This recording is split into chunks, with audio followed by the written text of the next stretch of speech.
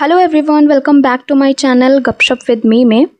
आज मैं बात करने वाली हूँ ऐसे टॉपिक के बारे में जो सोसाइटी के लिए जानना बहुत ज़रूरी हो गया है। टॉपिक है the dark side of celebrities worship. जी हाँ, तो ये जानना सोसाइटी स्पेशली टीनेजर्स के लिए, उनको इस बारे में जानना बहुत ज़रूरी हो गया है जो ब्लाइंडली सेलिब्रिटीज़ को फॉलो करते हैं।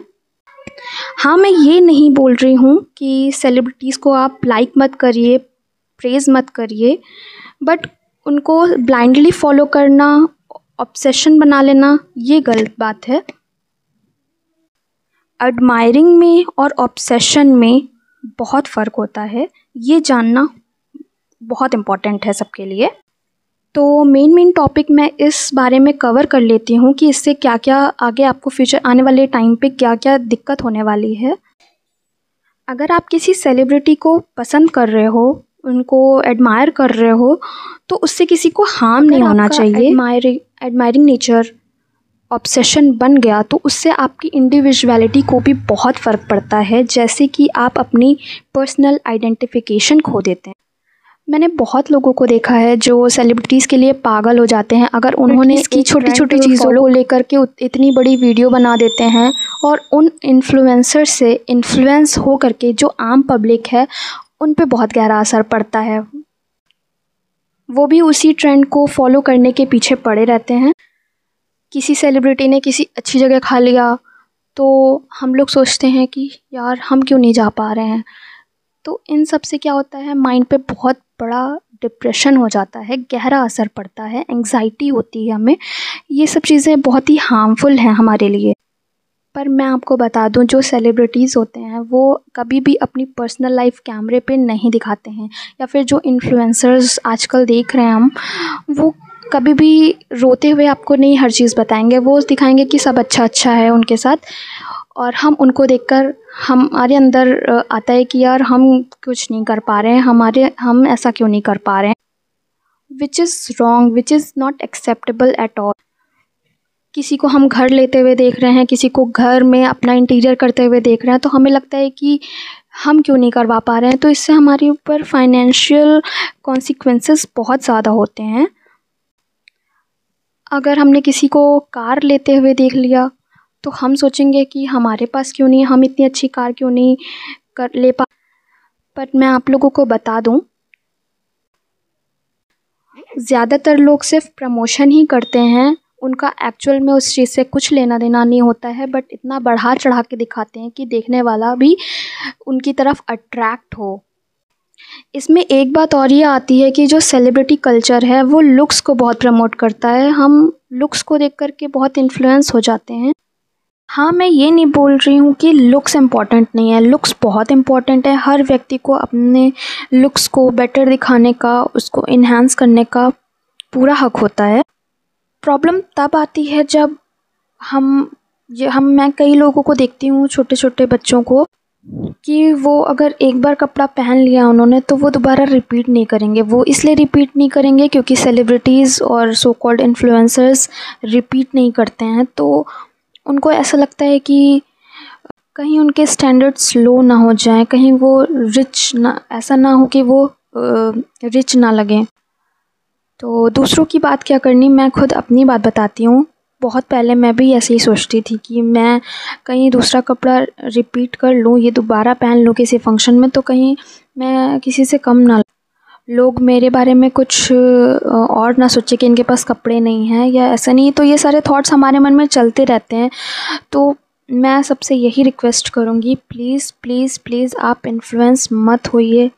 बहुत लोगों के पास बजट नहीं होता है, फिर भी वो ब्रांडेड लेना चाहते हैं। एप्पल के फ़ोन की बात ही कर लेती हूँ, लोगों की सैलरी इतनी नहीं है जितना महंगा वो फ़ोन लेके चल रहे हैं, बट वो इसलिए EMI पे ले लिया है और बस उसका क्रेज़ है, तो लोगों को दिखा रहे हैं कि देखो मेरे पास भी आईफोन है, और बट उनके पास सैलरी नहीं है, उनके पास इतना अमाउंट नहीं है कि वो फुल पेमेंट ले सकें।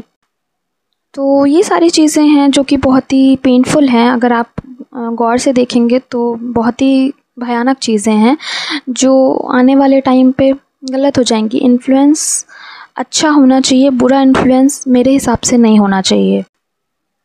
इसी में कुछ इमोशनल कॉन्सिक्वेंस भी होते हैं।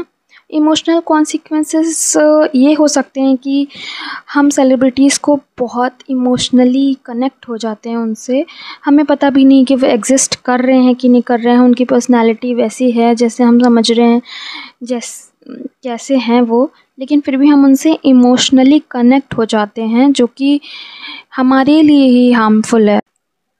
कई सेलिब्रिटीज़ के लव एंगल को या लव ऑब्सेशन को देखकर भी कई सारे लोग इमोशनल हो जाते हैं कि वो तो कितने अच्छे से प्यार से रह रहे हैं और हम लोग ऐसे डिटैच्ड रह रहे हैं, तो बहुत ही कंपैरिजन करने लगते हैं एक दूसरे से।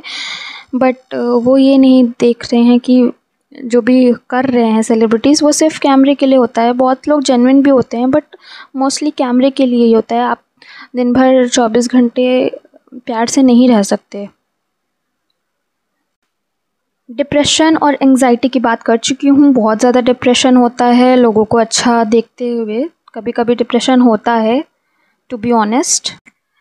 सेलिब्रिटीज़ के सामने हम लोग इतने इन्फ्लुएंस हो जाते हैं कि हम बहुत सारे ऐसे पॉइंट्स हैं, ऐसे इश्यूज़ हैं जिन पे बात करना ही भूल जाते हैं, जो कि एजुकेशन होता है, पॉलिटिक्स होता है, सोशल जस्टिस होता है। इन सब पे हम बात नहीं करते हैं क्योंकि हम उतना सोशल मीडिया में दिन भर रील्स स्क्रॉल कर रहे हैं, तो उसमें हमें मज़ा आ रहा है, बाकी हम सारे टॉपिक्स भूल जाते हैं।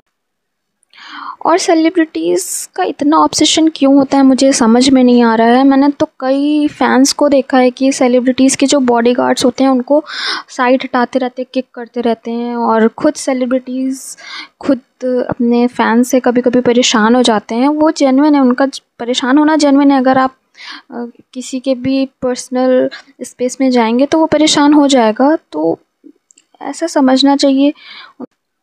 तो ऐसे फ़ैन होने का क्या फ़ायदा कि सामने वाला आपको रिस्पेक्ट ही नहीं कर रहा है और आप डिवोटी बने हुए उनके डिवोटी बने हुए हो।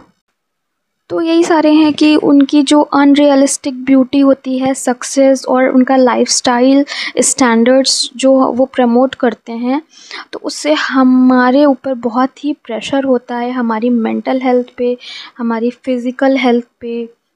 तो ये चीज़ें नहीं होनी चाहिए।